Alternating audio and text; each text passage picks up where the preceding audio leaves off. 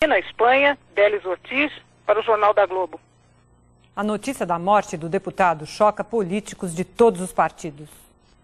Choque brutal, porque moço, uma figura extraordinária, o mais preparado político de sua geração, uma expectativa muito grande em torno do futuro dele. Todo mundo imaginava o Luiz Eduardo presidente da República.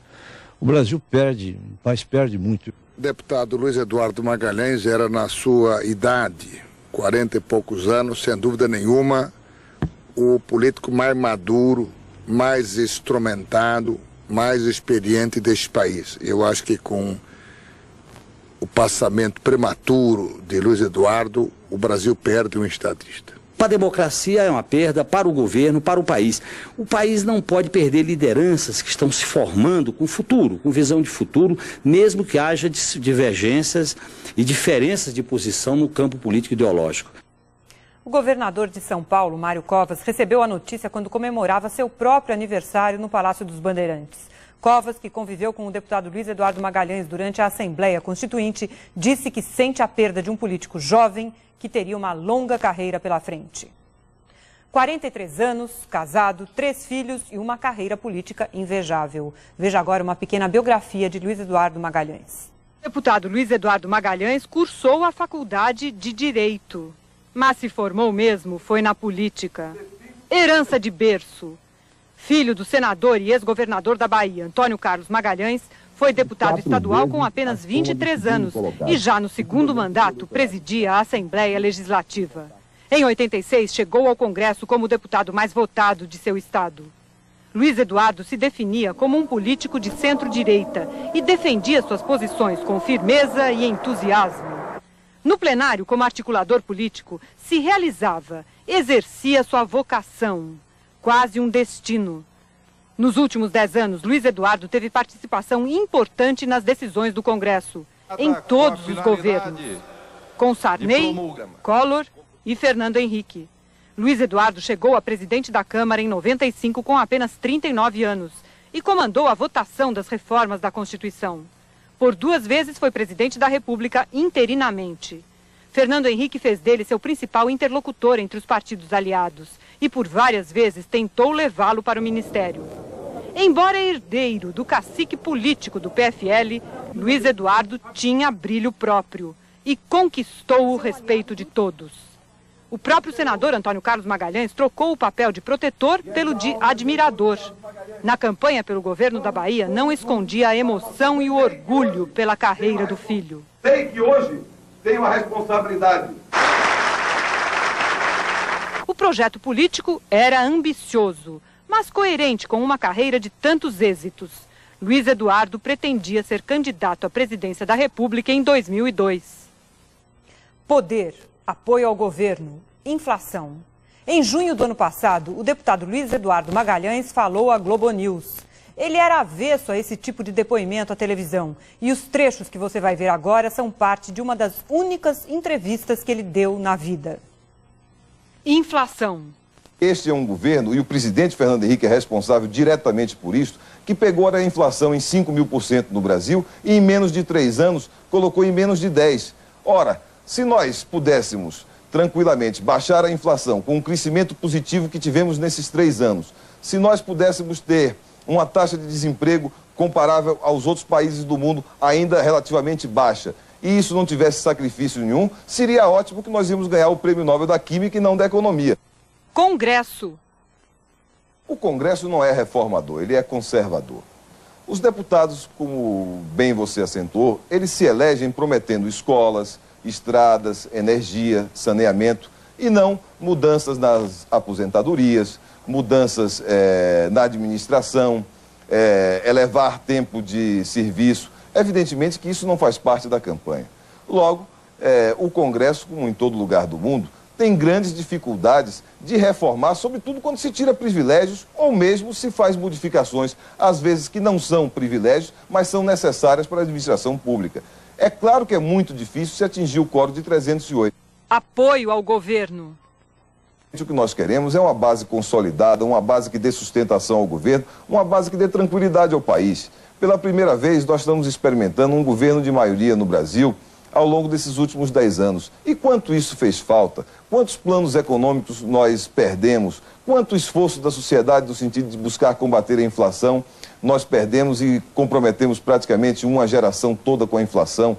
Ora, agora que estamos conseguindo a estabilização da nossa economia, inflação bastante reduzida, temos um governo bom, sério, um presidente competente que nos representa muito bem interna e externamente, nós vamos deixar de ter maioria para dar sustentação a esse presidente? Então é preciso colocar dentro do governo a sua base, colocar participando do governo e colocar aqueles que não querem apoiar os projetos do governo na oposição, cada um exercendo bem o seu papel. Ninguém é obrigado a votar projeto do governo, cada um pode votar de acordo com a sua consciência. Agora, é importante que nós tenhamos uma maioria clara. Aqueles que dão sustentação ao governo participam do governo. Aqueles que não dão devem ficar na oposição. Poder. Seus adversários dizem que em toda a sua carreira política o senhor sempre esteve ao lado de quem estava no poder naquele momento, que o senhor sempre esteve ao lado do governo. Eu queria saber o que o senhor diz sobre isso. Bom, primeiro, está provado que eu voto melhor do que eles. Essa é a primeira prova. Segundo, o meu partido eu estou como deputado federal há 11 anos. O meu partido participou da Aliança Democrática que elegeu Tancredo Neves e José Sarney. É natural que eu tivesse que apoiar o presidente Sarney. Na verdade, o senador Antônio Carlos era até ministro das Comunicações. Então, eu apoiei o governo Sarney. Depois votei em Fernando Collor. Apoiei o presidente Fernando Collor. Não apoiei o presidente Itamar Franco. Só fui ao Palácio uma vez como líder do PFL na crise que teve entre o presidente e os poderes. Nunca o procurei nem a ministros do seu governo para solicitar nada. Votei nos projetos que concordava e não votei nos que não concordava. Na ocasião, me recordo bem que fiquei contra o IPMF e outros projetos do governo Itamar Franco, como, por exemplo, aumento para servidores e companhia. Então, não apoiei o governo Itamar Franco na sua plenitude. Votei apenas os projetos que eram, na minha visão, de interesse do país. E depois participei da costura da aliança do meu partido com o PSDB para eleger o presidente Fernando Henrique Cardoso. Ganhamos no primeiro turno. Ora, eu ajudo a eleger o presidente e vou ficar contra? É um pouco incoerente. Os meus adversários precisam votar melhor. A morte de Luiz Eduardo deixa o PFL sem o virtual candidato do partido para a sucessão presidencial em 2002. Amigos e aliados acreditam que o choque pode abalar também a força política do senador Antônio Carlos Magalhães. Luiz Eduardo encarnava o principal projeto de poder do PFL. Como presidente da Câmara e depois líder do governo, ganhou projeção nacional. Seu projeto pessoal era se candidatar ao Senado. Mas, incentivado pelo pai, o presidente do Senado, Antônio Carlos Magalhães, Luiz Eduardo abraçou o projeto do partido. Se preparava para disputar o governo da Bahia. Candidato fortíssimo à vaga, seria este o preparo que precisava para um projeto mais ousado, alcançar a presidência da República em 2002. O PFL queria para si o comando político e administrativo do país para o início do próximo milênio. E Luiz Eduardo seria o principal comandante. A morte de Luiz Eduardo é um golpe duro no presente e no futuro do PFL. O cacique do partido, o senador Antônio Carlos Magalhães, dificilmente terá o mesmo vigor para defender o PFL, o governo ou suas próprias pretensões políticas. Amigos de ACM acreditam que o PFL não perdeu apenas um, mas os seus dois maiores líderes. O próprio pai que acabou de me dizer, ao abraçá-lo, que ele perdera a sua vida. Por que não tinha sido ele, Antônio Carlos? Eu acho que vai ser emocionalmente muito difícil. Não será nunca o mesmo Antônio Carlos Magalhães. É uma frase curta que traduz uma dor enorme. Como você ouviu há pouco no depoimento do senador Francelino Pereira, o senador Antônio Carlos Magalhães, um dos políticos também mais importantes da República, reagiu hoje simplesmente como pai ao dizer: perdi a minha vida. Por que não fui eu? Porque foi meu filho.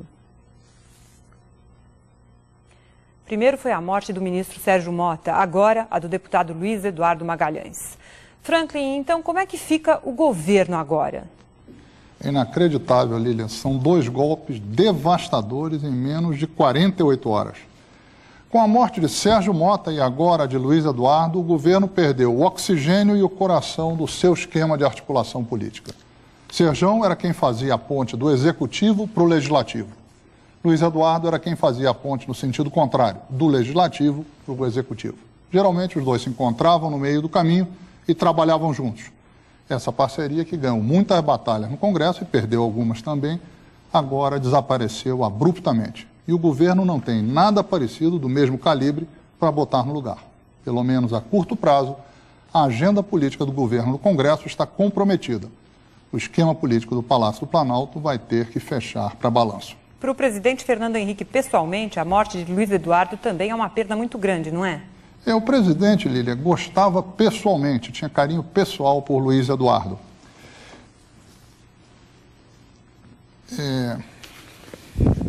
Se Serjão era o tucano predileto do presidente, Luiz Eduardo era o pefelista mais chegado a Fernando Henrique. Tirando o Serjão, era com Luiz Eduardo que o presidente mais gostava de discutir estratégias, passar em revista a situação da Câmara, acertar os lances seguintes do jogo político e praticar um dos seus esportes prediletos, falar mal dos outros políticos. Sem Luiz Eduardo e sem Serjão, o presidente fica mais só e, num momento decisivo, vai ter de enfrentar sozinho, ou pelo menos sem os seus parceiros prediletos, a batalha da reeleição. Nós voltamos a falar ao vivo com Brasília ainda nesta edição.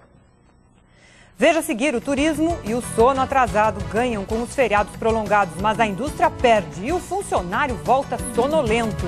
Alívio para os brasileiros que estavam ameaçados de ficar no escuro. As torres estão prontas e Itaipu volta a distribuir energia normalmente.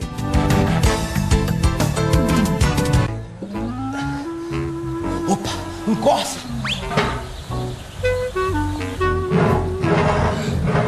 Onde é que nós saímos, hein? Bem debaixo de um motor 1.0. Mas com aquele porta-malão ali, não existe. Eu conheço 1.0.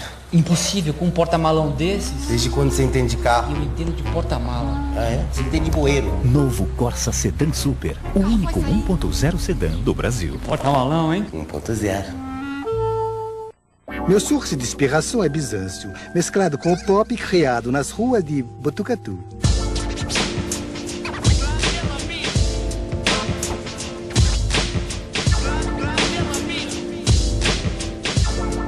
Eu me inspirei na androgenia de Virginia Woolf, sobreposta a uma estética cyberquilombo. Outono e inverno Renner.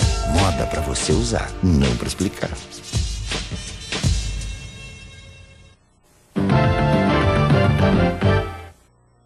Termina a reconstrução das torres de transmissão de energia derrubadas por um vendaval no Paraná. Alegria para os operários que trabalharam duro. E alívio para milhões de brasileiros que durante as últimas 2 semanas correram o risco de ficar no escuro. Correria no canteiro de obras, cronograma apertado. Até as refeições foram feitas às pressas. Quem estava no alto das torres recebeu o almoço pelas cordas e comeu por lá mesmo. Tá indo aí, o bombom e a boia. Só no fim da tarde é que a segunda linha de transmissão foi restabelecida. Os operários comemoraram.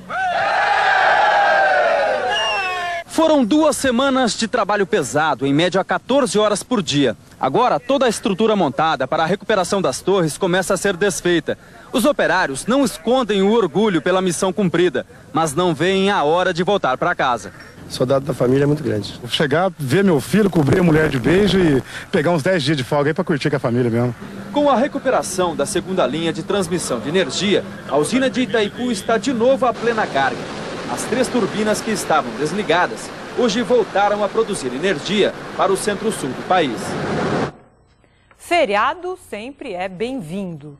Se der para juntar com um fim de semana, então quem não gosta, não é?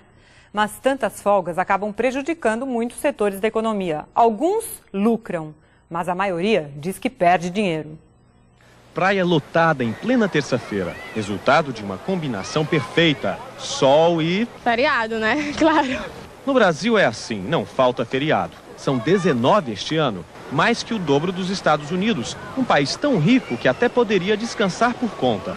No centro do Recife, ruas vazias, tudo fechado. No maior shopping center da cidade, 18 mil pessoas deixam de circular por causa da homenagem a Tiradentes. O prejuízo não é só no dia do feriado, não. Começa antes, na preparação da folga e depois na recuperação da farra. Segundo os especialistas, nesses dias também há queda de produtividade no trabalho. O economista Alexandre Hans acredita que há feriados demais no Brasil. Ele calcula um prejuízo mensal para as empresas de até 10%, dependendo do tamanho do feriado. Toda vez que temos um feriado, temos uma redução de produtividade, além da perda completa dos dias de trabalho naqueles dias dos feriados especificamente. Mas nem todo mundo sai perdendo. Os setores de turismo e bebidas ganham, e muito. Em algumas datas, o movimento em hotéis e restaurantes dobra. E se deixar por conta de alguns brasileiros... Para sinceridade, 365. Com certeza. A seguir, Frank Sinatra é internado de novo. Ameaça atômica. Governo americano diz que engano fatal pode começar uma nova guerra. Supermercado sem fila e sem sair de casa é uma das novidades de uma feira que só pensa no consumidor. Hoje em Intercine, Daniel Day-Lewis. Ele foi acusado por um crime que não cometeu e acabou envolvendo a família num verdadeiro pesadelo, baseado em fatos reais. Em Nome do Pai, com Emma Thompson. Hoje, depois do Jornal da Globo, em Intercine. Globo, um caso de amor com o Brasil. Dá uma olhada, ó, o Santana e a Quantum são dois super automóveis bem espaçosos. Eles podem vir com banco de couro, ar-condicionado, CD player, trio elétrico, freio ABS, e tem 4 versões diferentes de acabamento e 2 versões diferentes de motor, 1.8 ou 2.0. E eu vou mostrar para você o preço da prestação do Santana 1.8. Começa com R$ 469 e vai baixando até que a última sai por R$ 364. Tá fácil, não tá? E tem a garantia da marca Volkswagen. Corre! O Paulistão 98 continua sendo o grande show do ano. 55% de aumento de público nos estádios, 14 jogadores contratados e repassados sem custo aos clubes. Torcida VIP, bilheteria móvel, ingressos por telefone, maior tempo de bola em jogo, a maior média de gols de torneios em andamento. 100 carros já sorteados. Se o Paulistão não é o melhor campeonato do mundo, eu não me chamo Hebe Camargo. O que você acha da nova promoção dos classificados Folha? Como que é? Basta ligar para 2244.000, fazer o seu anúncio e responder a pergunta: qual é o jornal número 1 em anúncios classificados em São Paulo? Não entendi! Quem acertar concorre a 3 viagens com acompanhante para assistir o Brasil na Copa, 3 gols 0 km e um apartamento de 3 dormitórios. Como que é? Não entendi mais uma vez! Classificados Folha.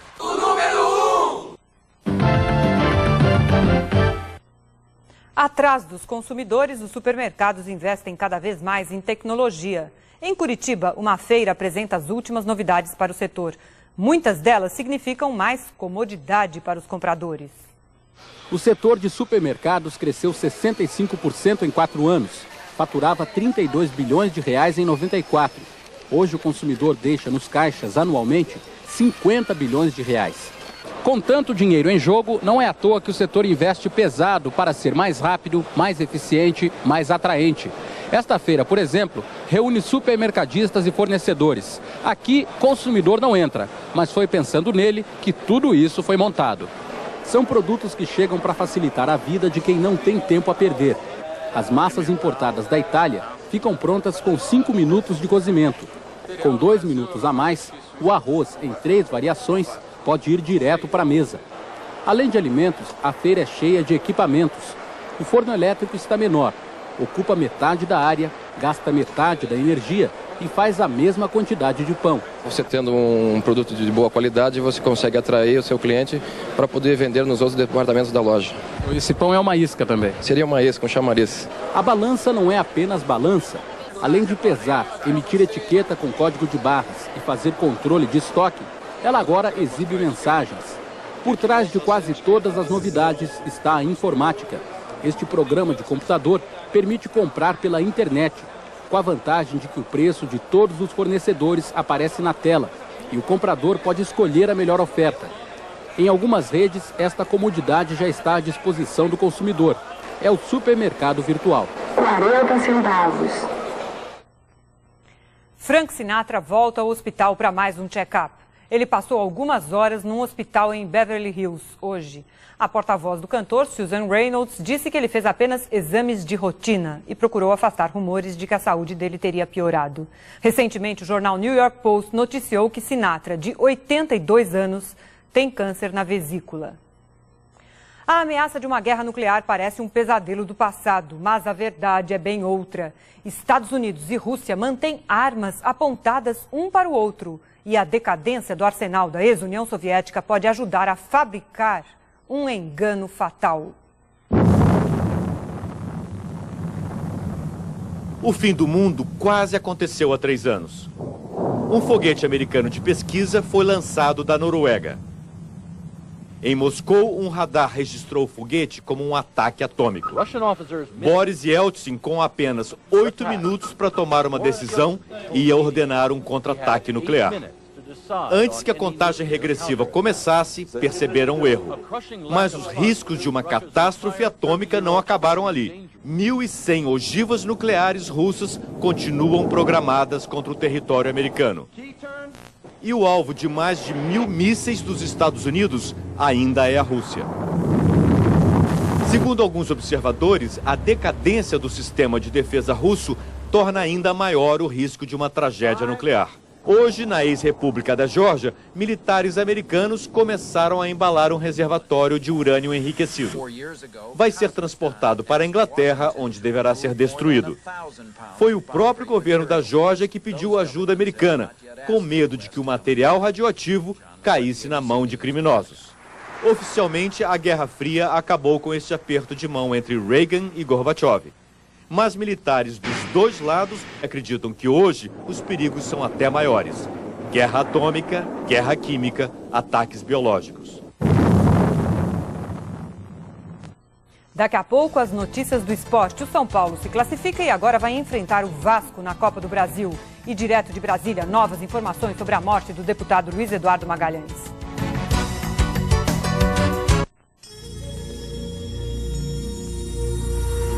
Sabe quanto custa um carro com motor Zetec 2.0 16 válvulas? Airbag duplo, ABS, direção hidráulica e ar-condicionado de série. Bem menos do que você imagina. Ford Mondeo, o carro que você e seu dinheiro merecem.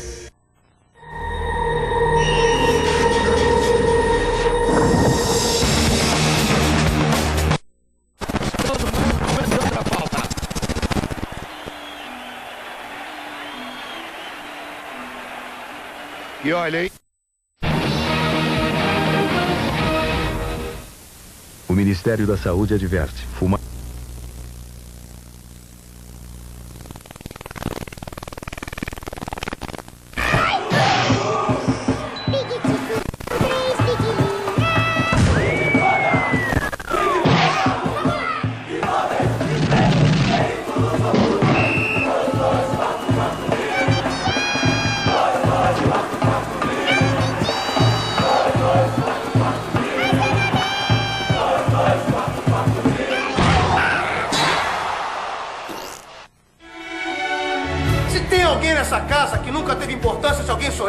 Eu fui praticamente criado sem mãe. Eu não posso estar grávida simplesmente porque eu ainda sou virgem. Se o senhor não fizer esse teste, o senhor é um criminoso que pode estar infectando outras pessoas. Eu preciso ser muito sincera, eu tenho muita simpatia por você. Nesta quarta, depois de Por Amor, episódio inédito de Mulher. Globo, um caso de amor com o Brasil.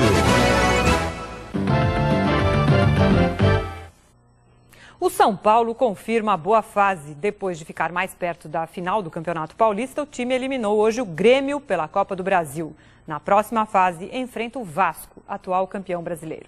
Kleber, alguém sai com vantagem nessa nova briga aí, Vasco-São Paulo? Vantagem não. Vantagem é que o segundo jogo vai ser no Rio, mas isso só se torna realmente fato dependendo do resultado do primeiro jogo, né? Hoje, por exemplo, o São Paulo foi a Porto Alegre, podendo até perder, e ganhou. Nós tivemos também a vitória do Fluminense com a estreia de Ronaldo e o Vitória da Bahia confirmando liderança no Campeonato Baiano. Vamos aos gols. Começando pelo jogo de Poções, Poções e Vitória. Donizete Amorim fez um belo gol e deu a vitória ao time baiano, ao time do Vitória, 1-0. O jogo foi no começo da noite. O Vitória é líder do grupo. No Rio, Ronaldo estreou, bem no seu estilo, jogando com a camisa do Fluminense. Esse é o jeitão de Ronaldo, gritando com a defesa. O Fluminense jogou com o friburguense, a torcida do Corinthians não abandonou o Ronaldo e Ian, batendo o pênalti, fez o único da partida. Fluminense 1, friburguense 0. Ronaldo vibrou muito e fez uma defesa importante no jogo. A torcida gritou o nome dele e gostou da estreia. Que o Fluminense melhore com o Ronaldo. Em Porto Alegre, Grêmio e São Paulo. São Paulo ganhou por 2-0 jogando em São Paulo e foi com uma boa vantagem. Melhorou ainda mais com esse golaço do Alexandre. Uma bomba do meio da rua, mas não dava para o Danley pegar, não. Segundo gol do São Paulo ainda no primeiro tempo. Um belo passe do França para o Dodô. E ele tocou por cima do Danley. Golaço. 2-0, agora tem Vasco e São Paulo na próxima fase da Copa do Brasil. Guga venceu hoje o espanhol Francisco Clavé por 2-0 e passou para a terceira rodada do torneio de Monte Carlo. E no Rio, o Fluminense venceu agora à noite o Osasco e conquistou o Campeonato Brasileiro Feminino de Basquete. O jogo foi 101-92. O Fluminense é dirigido pela Hortência, que continua com muita estrela agora fora da quadra. Lilian. Voltamos a Brasília com as informações sobre o velório do deputado Luiz Eduardo Magalhães. Ao vivo do Salão Negro do Congresso, fala a repórter Cláudia Bontempo. Está tudo pronto aqui no Salão Negro do Congresso Nacional para o velório do deputado Luiz Eduardo Magalhães. A previsão é que o corpo do deputado chegue aqui ao Congresso por volta de 1h da madrugada. O velório deve ir até às 10h30 da manhã desta quarta-feira. Muitos políticos e amigos do deputado Luiz Eduardo Magalhães já chegaram aqui ao Salão Negro. 8 deputados, 8 parlamentares que estavam na Alemanha, entre eles o presidente da Câmara, deputado Michel Temer, e o líder do PFL, deputado Inocêncio de Oliveira, já souberam da morte do amigo e estão voltando ao Brasil e devem ir direto para Salvador. E o Palácio Planalto acaba de divulgar que o presidente Fernando Henrique não vem para o enterro, mas vai ser representado pelo presidente em exercício, Marco Maciel. Cláudia Bontempo, de Brasília. Até amanhã.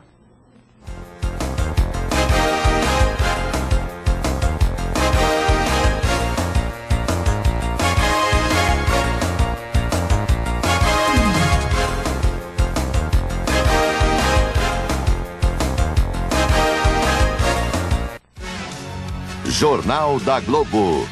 Oferecimento Nokia 6120 Digital. O mundo todo só fala nele.